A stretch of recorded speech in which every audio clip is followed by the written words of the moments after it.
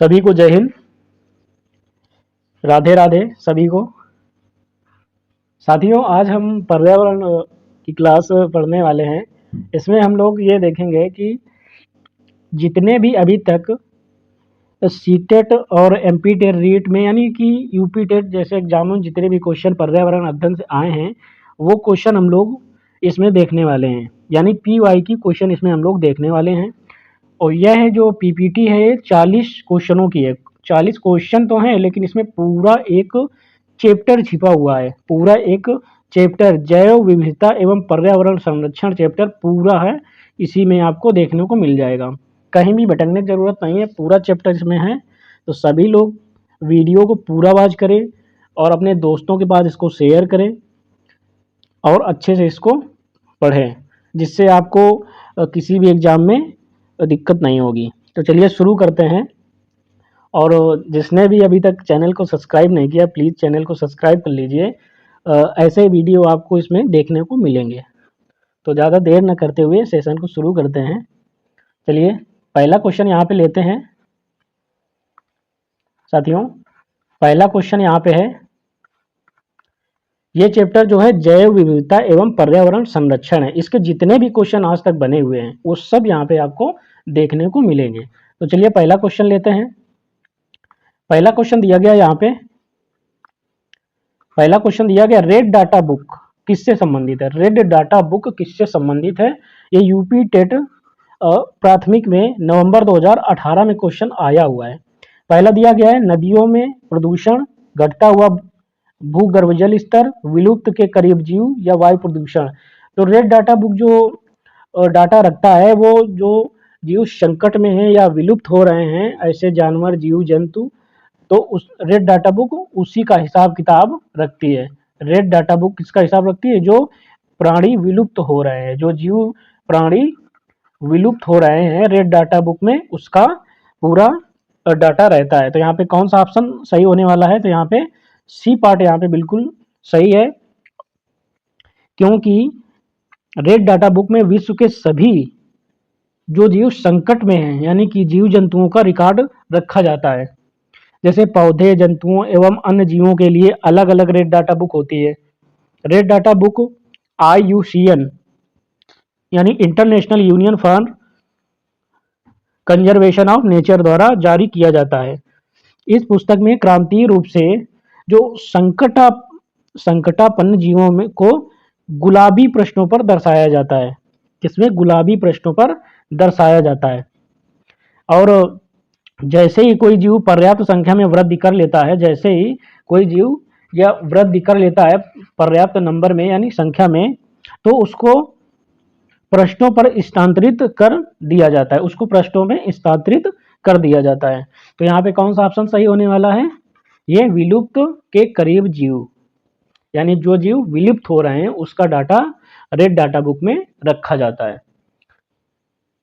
Please session को like करते रहें, चैनल को सब्सक्राइब कर लें। चले दूसरा क्वेश्चन देखते हैं। दूसरा क्वेश्चन क्या दिया गया है यहाँ पे? दूसरा क्वेश्चन यहाँ पे दिया गया है, भारत में पेलिकन पक्षी कहाँ प्रजनन करते हैं? यानी पेलिकन पक्षी कहाँ प्रजनन करते हैं? कहाँ प्रजनन करते हैं? तो नेलापट्टू में भी करते हैं और कुंथम कुलम भी करते हैं, कोकरे बेलूर में भी करते हैं। तो यहाँ पे पूरा सही होने वाला है, यानी सभी यहाँ पे सही होने वाले हैं, यानी उपयुक्त में से सभी। ये भी देखो यूपी टेट 2018 नवंबर में पूछा गया है। ठीक है, आगे देखते हैं अगला क्वेश्चन। अगला क्वेश्चन है यहाँ पे,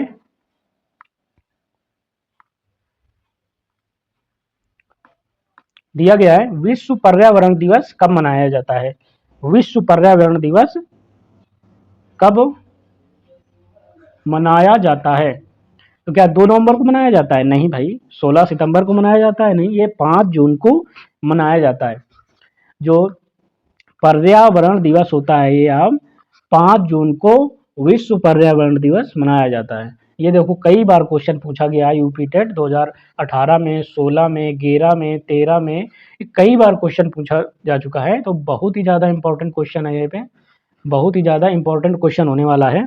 यानी विश्व पर्यावरण दिवस जो मनाया जाता है वो कब मनाया जाता है? 5 जून को मनाया जाता है। वर्ष 2018 में विश्व पर्यावरण दिवस का केंद्रीय विषय था वो क्या था? प्लास्टिक प्लास्टिक प्रदूषण प्लास्टिक प्रदूषण को समाप्त करो। ये कब था? ये था 2018 की थीम थी, 2018 की यह थीम थी।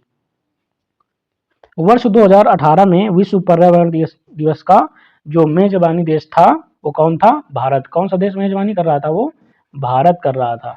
ठीक है, चलते हैं अगले क्वेश्चन की ओर। यहाँ पे कुछ दिवस देख लेते हैं, कुछ दिवस आपको यहाँ पे हम देख लेते हैं कि 5 जून को क्या मनाया जाता है?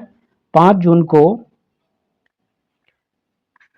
विश्व पर्यावरण दिवस मनाया जाता है। विश्व पर्यावरण दिवस मनाया जाता है। यानी 2018 में क्या थीम थी? बीट प्लास्टिक प्रदूषण। 2018 में बीट प्लास्टिक प्रदूषण, ये क्या थी? थीम थी 2018 की। तो 5 जून 2019 की क्या रही है? 5 जून 2019 की क्या रही है? मेजबानी देश था चीन। मेजबानी कौन सा देश कर रहा था? चीन कर रहा था। और इसकी थीम क्या थी? थीम थी बीट वायु प्रदूषण। बीट वायु प्रदूषण इसकी थीम हुआ करती थी। 5 जून 2020 को क्या थीम रही? 2020 को क्या थीम रही? प्रकृति के लिए समय। प्रकृति के लिए समय, यह थीम 2020 में रही है। और जो मेजबानी, इसकी मेजबानी कौन कर रहा था? कौन सा देश कर रहा था?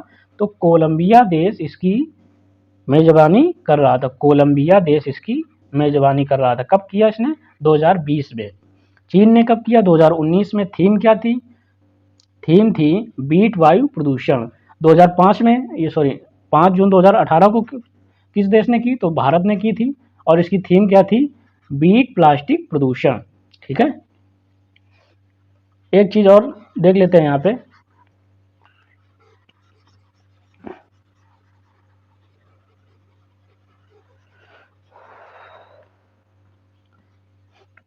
विश्व आर्द्र दिवस कब मनाया जाता है?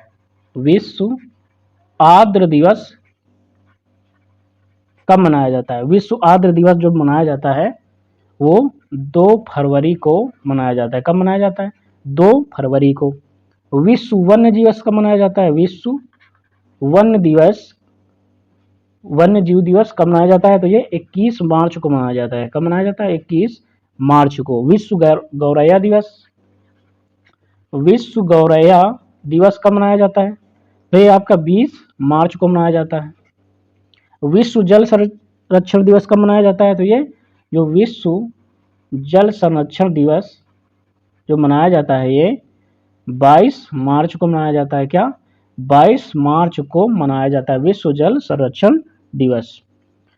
विश्व विरासत दिवस कब मनाया जाता है? विश्व विरासत दिवस कब मनाया जाता है? विश्व विरासत दिवस 18 अप्रैल को मनाया जाता है। 18 अप्रैल को मनाया जाता है। विश्व विरासत दिवस 18 अप्रैल को मनाया जाता है। पूछा बहुत जाता है ये। विश्व पृथ्वी दिवस कब मनाया जाता है? विश्व पृथ्वी दिवस 22 अप्रैल को मनाया जाता है। 22 अप्रैल को। तो विश्व पृथ्वी दिवस कब मनाया जाता है? 22 मार्च को विश्व पृथ्वी दिवस मनाया जाता है। सॉरी 22 अप्रैल को। अंतर्राष्ट्रीय जैव विविधता दिवस कब मनाया जाता है? अंतर्राष्ट्रीय जैव विविधता दिवस कब मनाया जाता है? तो ये 22 मई को मनाया जाता है। कब मनाया जाता है? 22 मई को मनाया जाता है।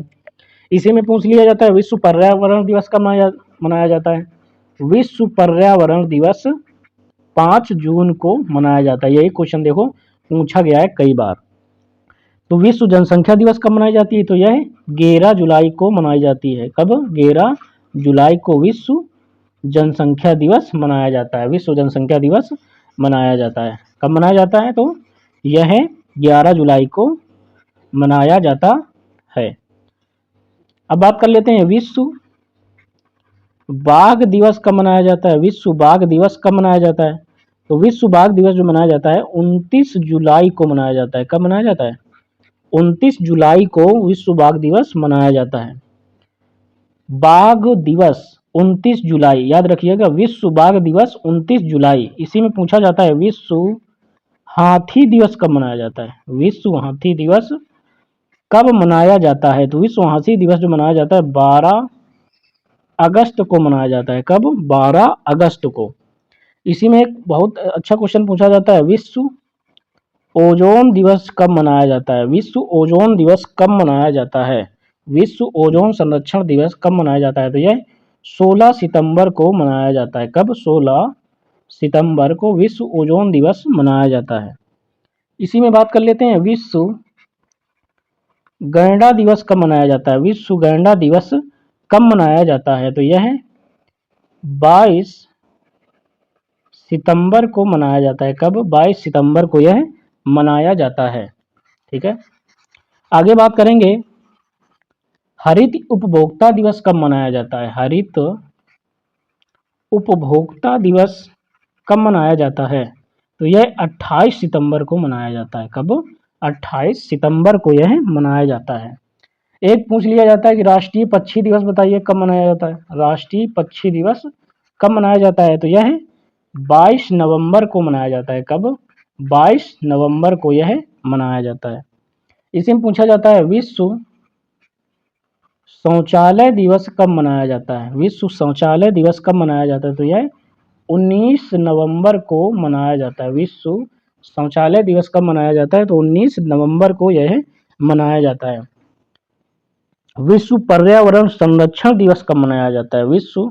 विश्व पर्यावरण दिवस अलग हो गया। विश्व पर्यावरण संरक्षण दिवस कब मनाया जाता है? तो यह 26 नवंबर को मनाया जाता है। 26 नवंबर को मनाया जाता है। विश्व एड्स दिवस कब मनाया जाता है? विश्व एड्स दिवस कब मनाया जाता है? विश्व एड्स दिवस कब मनाते हैं? तो यह 1 दिसंबर को मनाते हैं। कब? 1 दिसंबर को मनाया जाता है। इसी में पूछा जाता है विश्व अंतर्राष्ट्रीय मृदा संरक्षण दिवस कब मनाया जाता है? विश्व अंतर्राष्ट्रीय मृदा संरक्षण दिवस कब मनाया जाता है? तो यह 5 दिसंबर को यह मनाया जाता है। चलिए अगला क्वेश्चन देखते हैं। बहुत सारी जानकारी इसमें हो गई। अगला क्वेश्चन देखेंगे, चौथा नंबर क्वेश्चन है, एक मार्क का संबंध किससे है? एक मार्क का संबंध किससे है? पूछा गया है एक मार्क का संबंध किससे है? ऑप्शन दिया है, पहला गुणवत्ता से है, दूसरा पैकेजिंग से है, तीसरा संसाधन से है, चौथा है उत्पादन से। तो यहाँ पे एक मार्ग का जो संबंध है वो किससे है? गुणवत्ता है। गुणवत्ता से इसका संबंध है, यानी कि एक मार्ग का संबंध गुणवत्ता से है, क्योंकि एक मार्क एक प्रमाणित चिन्ह है। क्या है ये? एक प्रमाणित चिन्ह है। क्या है? प्रमाणित चिन्ह है जो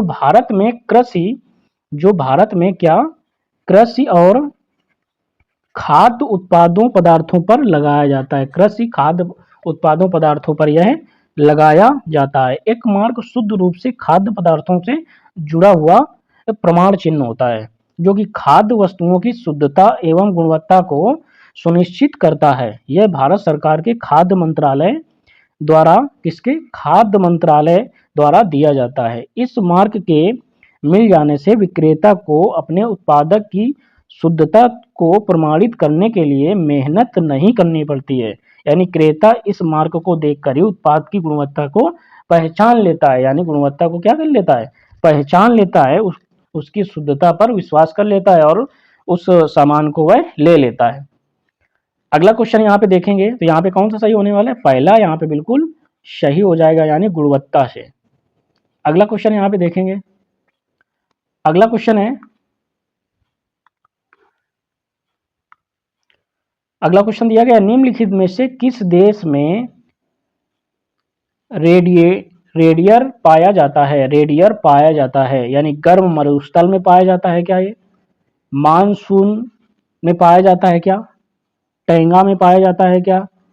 टुंड्रा प्रदेश में पाया जाता है क्या? तो ये कहाँ पे पाया जाता है, किस जगह पाया जाता है? तो यह किस जगह पाया जाता है? तो यह टुंड्रा प्रदेशों में पाया जाता है। कहाँ पे? टुंड्रा प्रदेशों में यह पाया जाता है। इसका देखो काम क्या होता है कि रेडिएटर जो होता है टुंड्रा प्रदेश में पाया जाता है। रेडिएटर टुंड्रा प्रदेश के निवासियों के लिए परिवहन यानी किसका? परिवहन और माल ढुलाई के काम आता है। किसके काम आता है? ये माल ढुलाई के काम आता है। माल ढुलाई के काम आता है ये। ठंड से बचने के लिए यहाँ के निवासी रेडियर की खाल पहनते हैं तथा भोजन के रूप में रेडिएटर के मांस तथा दूध का उपयोग करते हैं। मांस व दूध का उपयोग करते हैं यानी कि यह एक कैसा है? जानवर है रेडियर। ठीक है, अगला क्वेश्चन देखेंगे। अगला क्वेश्चन दिया गया है, एक मार्क का संबंध किससे है? दोबारा से ये देखो क्वेश्चन यहाँ पूछ लिया है, 2017 में पूछा गया है, फिर से वही क्वेश्चन आ गया। तो यहाँ पे क्वेश्चन क्या है? गुणवत्ता से। किससे होगा? गुणवत्ता से। ठीक है, रिपीट क्वेश्चन देखो आ गया, एक मार्क का संबंध किससे है? तो वह गुणवत्ता से है। ठीक है, चलिए इसकी डिटेल हम लोग अभी पढ़ चुके हैं।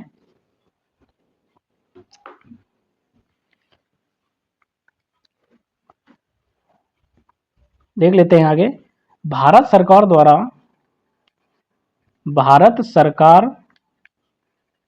द्वारा गुणवत्ता मानक डिसाइड किए गए हैं यानी कि ब्यूरो मानक। ब्यूरो मानक क्या होता है? ब्यूरो मानक जो होता है ये पर्यावरण प्रदूषण रोकने हेतु वाहनों पर लगाया जाता है। यानी कि पर्यावरण प्रदूषण को रोकने के लिए किस पे लगाया जाता है? वाहनों पर लगाया जाता है। यानी ब्यूरो मानक किस पे? वाहनों पर। एक मार्ग किसमें लगाया जाता है? तो यह है कृषि खाद्य पदार्थों में लगाया जाता है। क्या लगाया जाता है? एक मार्क लगाया जाता है इसकी शुद्धता और गुणवत्ता के लिए। अच्छा, हॉल मार्क क्या होता है? हॉल मार्क पूछा जा सकता है। हॉल मार्क तो यह कहाँ लगाया जाता है? यह सोने की गुणवत्ता में लगाया जाता है। किसमें? सोने की गुणवत्ता पे। इसको सुनार लोग बहुत अच्छे से जानते हैं कि हॉल मार्क क्या है। उनसे कभी पूछना, सुना लेते हुए बताएंगे आपको हॉल मार्क क्या है। ठीक है, इको मार्क क्या होता है? इको नाम से ही इको, ठीक है, नाम से ही पहचान लो। इको मतलब पर्यावरण अनुकूलन। अब तो इको रिक्शा वगैरह सभी आ चुके हैं। तो इको पर्यावरण अनुकूलन के लिए, इसके लिए पर्यावरण अनुकूलन के लिए। ठीक है, तो एक मार्क हो गया और हॉल मार्क हो गया, इको मार्क हो गया, एक मार्क हो गया। ठीक है, ब्यूरो मानक किस पे होता है? वाहनों पे होता है। एक मार्क किस में होता है? कृषि और खाद्य में होता है। हॉल मार्क किस में होता है? सोने पे होता है। इको मार्क किस में होता है? पर्यावरण अनुकूलन में होता है। ठीक है, समझ गए। अगला क्वेश्चन देखेंगे। अगला क्वेश्चन दिया गया यहाँ पे, एस स्वामीनाथन एक थे, क्या थे? बताइए, पत्रकार थे क्या वो? कृषि वैज्ञानिक थे क्या? पारिस्थितिक वैज्ञानिक थे? पक्षी वैज्ञानिक थे? ये देखो 2018 में पूछा गया है, तो ये कौन सा यहाँ पे सही हो जाएगा? तो यह एक कृषि वैज्ञानिक थे। क्या थे ये? कृषि वैज्ञानिक हुआ करते थे। यानी कि जो एमएस थे, क्या थे? एमएस जो थे, एमएस स्वामीनाथन, क्या स्वामीनाथन, इनका क्या नाम था? एस स्वामीनाथन। ठीक है, एक क्या थे? कृषि वैज्ञानिक थे। एक ये कृषि वैज्ञानिक थे। इन्हें भारत में हरित क्रांति का जनक कहा जाता था। क्या कहा जाता? हरित क्रांति का जनक किसे कहा जाता था? हरित क्रांति का जनक किसे कहा जाता था? M S Swaminathan, M S Swaminathan को, एम एस स्वामीनाथन को क्या कहा जाता था? हरित क्रांति का जनक कहा जाता था। यानी कि हरित क्रांति का जनक जो है वो कौन है? तो एम एस स्वामीनाथन। बहुत बार क्वेश्चन पूछा जा चुका है। इन्होंने 1966 में, क्या 1966 में मैक्सिको के बीजों को, किसको? मैक्सिको के बीजों को पंजाब की घरेलू किस्मों के साथ मिश्रित कर एक उच्च उत्पादकता वाले गेहूं के संकर बीज विकसित किए थे। गेहूं के संकर बीज यहाँ पे विकसित किए थे, किसके? गेहूं के। अरे इनको विज्ञान एवं अभियांत्रिकी में के क्षेत्र में 1989 में भारत सरकार द्वारा पद्म विभूषण, क्या?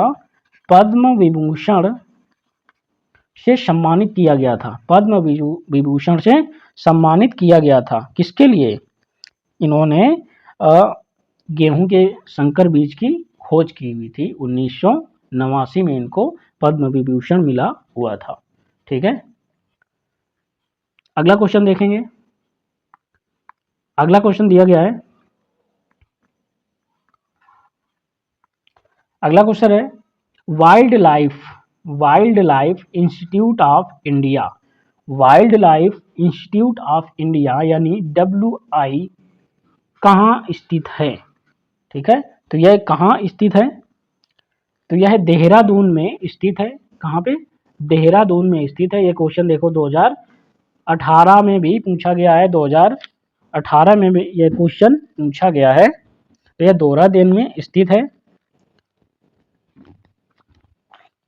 तो यह काहे के लिए फेमस है? भारतीय वन्यजीव संस्थान। ये क्या है?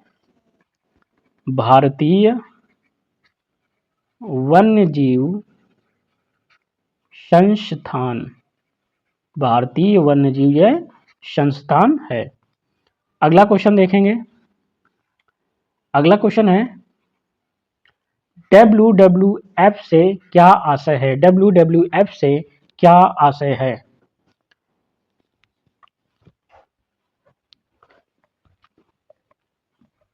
WWF क्या है? वर्ल्ड वाइड फंड या वर्ल्ड वार फंड या वर्ल्ड वाइल्ड लाइफ फंड या वर्ल्ड वाच फंड? तो क्या है यहाँ पे? World wild life fund. तो ये सही होने वाला है। यानी कि WWF जो है वाइल्ड लाइफ फंड है, वाइल्ड लाइफ फंड है। ठीक है, तो ये सही होने वाला है।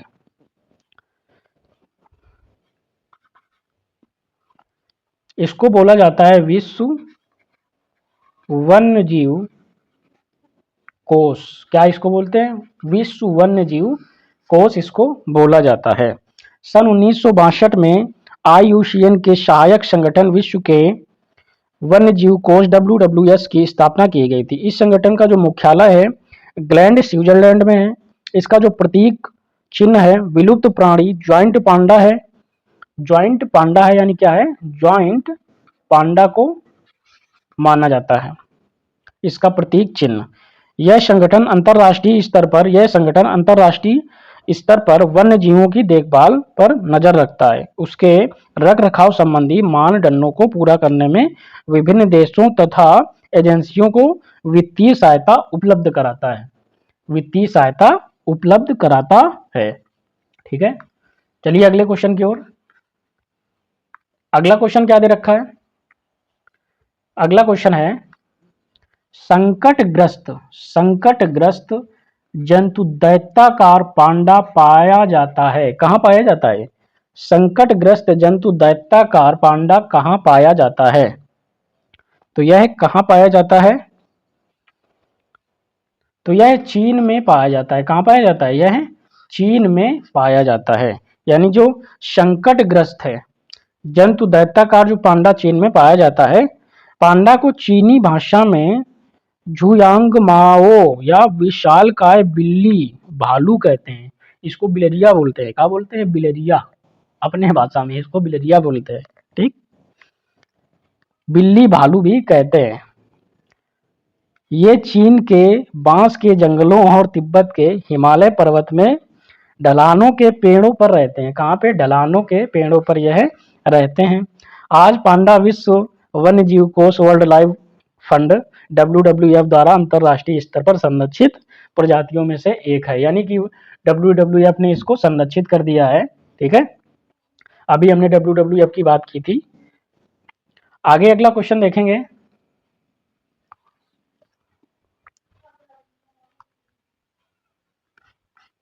अगला क्वेश्चन क्या है? अगला क्वेश्चन अंतरराष्ट्रीय निम्नलिखित में से किस में सर्वाधिक जैव विविधता पाई जाती है? किस पे पाई जाती है? किस पे जैव विविधता पाई जाती है?